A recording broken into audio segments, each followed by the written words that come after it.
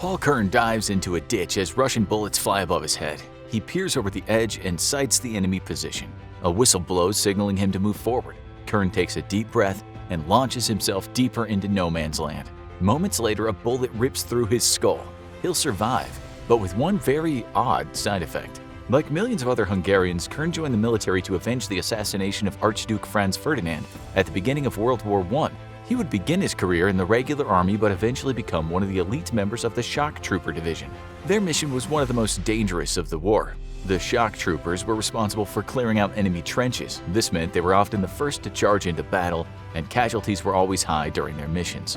It was 1915 when Kern went over the wall to clear a Russian trench. He'd done it several times before without being hit, but this time his life would change forever. As he weaved across the battlefield and dove for cover, Russian gunfire intensified. His comrades were struck down beside him, but Kern knew he had to reach the enemy trench in order to end the slaughter. He left the safety of the debris he was using for cover and continued toward the enemy trench. But before he could get there, a Russian bullet passed right through his temple and exited the back of his head. Kern went down and blacked out. After the Hungarian force took the enemy trench, medics searched the battlefield for wounded soldiers. Someone found Kern and noticed he was still alive. They had no hopes of him recovering from the fatal-looking shot, but they rushed him to the hospital anyway. Upon arrival, the doctors bandaged the holes in Kern's head. He had lost a lot of blood. One thing that saved his life was that the bullet passed straight through his head instead of getting lodged in his brain. If this had happened, the doctors would have needed to perform brain surgery to remove the bullet. This most likely would have led to Kern dying on the operating table. Instead, all the doctors had to do was close up the wounds and make sure they didn't get infected. There was still no way to tell if Kern would ever come out of his coma, so the medical staff kept him comfortable while they waited to see if he'd recover. His vitals were stable, but no one thought he would survive. The bullet had not only shattered part of Kern's skull, but it also took a chunk of his frontal lobe with it. Losing a part of his brain was most likely the reason for the crazy side effect Kern would live with for the rest of his life. Upon coming out of a coma, Kern was startled to find himself in a hospital bed instead of the battlefield. Doctors and nurses rushed over to him. After performing some checks for signs of brain damage, the doctors concluded that Kern seemed to be healthy. In fact, he was acting as if everything was normal, except for the splitting headache on the right side of his head. The medical professionals were dumbfounded. They thought for sure that if Kern ever did wake up, he would show signs of brain damage due to the missing part of his frontal lobe. But to their surprise, the soldier seemed fine. It wouldn't be until that evening that the first indications of his unique condition would manifest themselves. As the rest of the hospital slowly quieted down and people began to go to sleep, Kern lay awake in his bed. He didn't feel tired, and he may have chalked it up to the days he spent in a comatose state. But as time went on, he began to notice that something was different. He didn't sleep for days. Doctors tried to figure out precisely what was happening, but were baffled. It seemed as if Kern's body didn't require sleep anymore.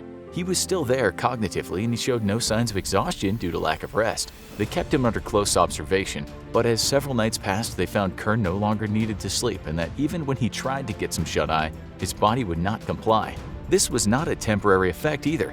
Many medical professionals studied Paul Kern for years to come, but the only downside anyone could find for his injury was that he was struggling to fill up his newfound free time. He spent most of the time he would usually have been sleeping, reading books, and when everyone else was awake, he would visit his family and friends. In the medical field, they didn't believe Kern's condition was real, but he always was willing to be examined or put under observation.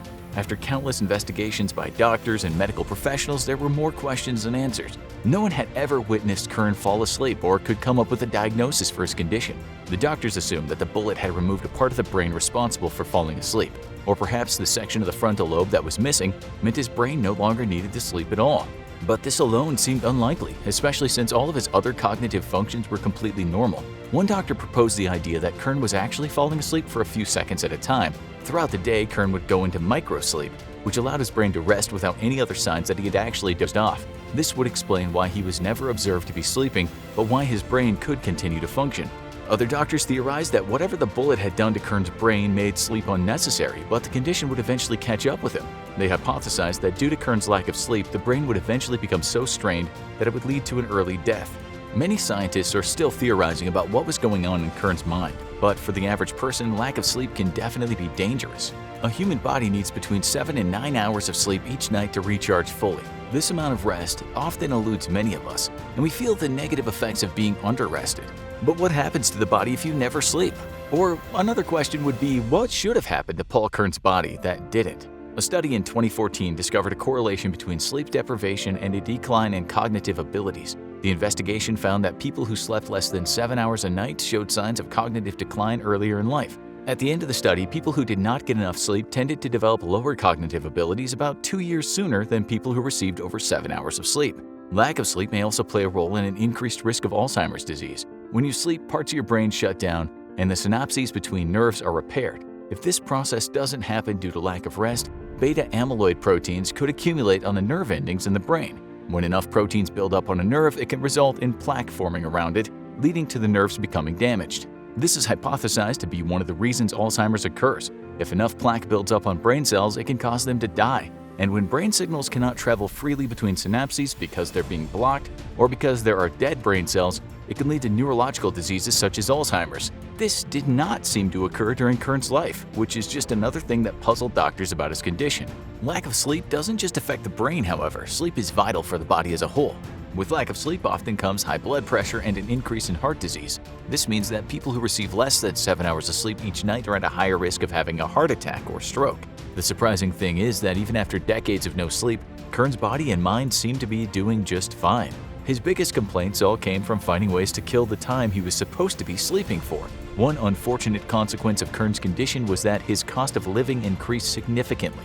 Being awake for 24 hours a day meant that the lights in Kern's house needed to stay on every night so he could read. This resulted in his utility bills becoming higher. Also, the 7 hours or so when someone's asleep, they don't eat, but being awake all the time means that his body required more calories to keep going. Therefore, Kern would need to eat or have a snack while everyone else was resting. The cost of never sleeping added up over 40 years, which meant Kern needed to budget accordingly. We don't know everything Kern did during his waking hours, but perhaps he picked up a night shift to get a little extra cash to cover his expenses from never going to sleep. Regardless of how Kern spent his time, doctors were never able to uncover the exact reason for his condition. Paul Kern was awake for 40 years straight before he passed away and got the rest that he missed out on over the decades. The craziest thing is how much extra time Kern had that the rest of us lose because of sleep. Again, around 7 hours of sleep is vital for your body to recharge and maintain a healthy brain. But think about all the things you could do if you never had to sleep.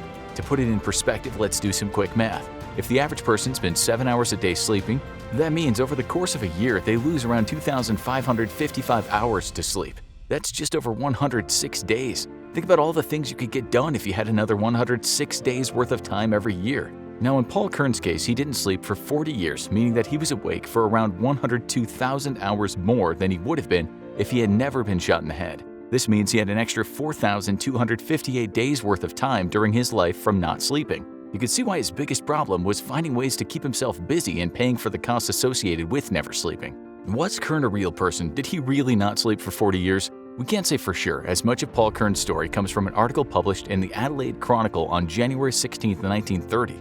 That being said, we can't say for certain that his story was a lie either, as he's not the only person who's claimed to go without sleep for years. Others, such as Al Herpin, who lived in Trenton, New Jersey at the turn of the 20th century, and Ton Nine, who swore he'd been awake for 48 years, both might have had the same conditions as Paul Kern.